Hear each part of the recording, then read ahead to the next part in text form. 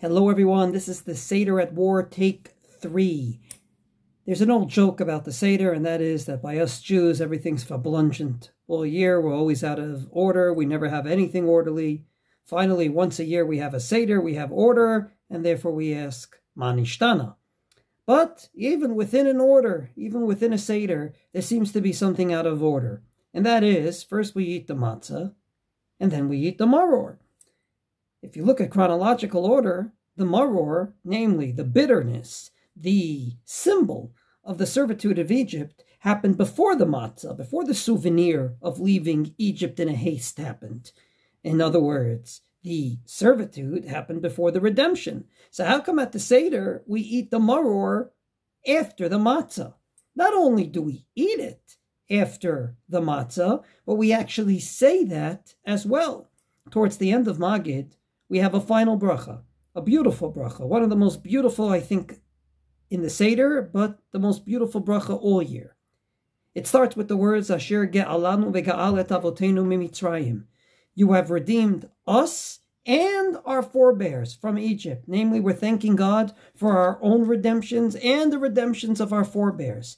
V'higianu lalayla hazeh, and thank God we have arrived at this evening, le'echol bo matzah u'maror, to eat matzah and maror. Once again, the matzah comes before the maror. I believe that this was intentional. Even when we're zoche to eat matzah, there's still maror in the world. Even when we're privileged to ultimately eat the symbol of our redemption, namely that matzah, there is still a lot of bitterness in the world. There are captives in captivity. There are wounded in the hospital. There are still soldiers fighting. And the threats upon the Jewish people are still very real. And therefore, what I believe our sages wanted to teach us is that even when there's still bitterness in the world, you can celebrate a redemption that you already have, and vice versa.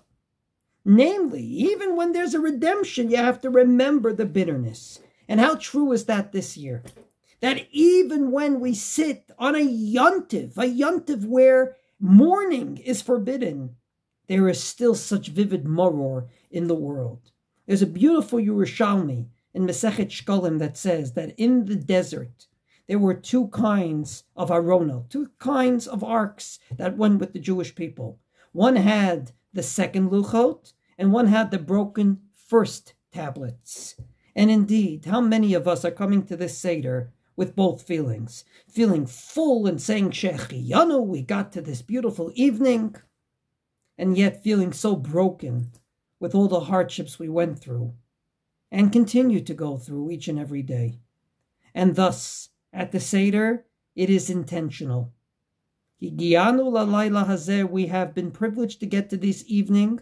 Le'echol bo matzah, we are going to eat matzah and thank God for the redemption, even though there is still maror in the world.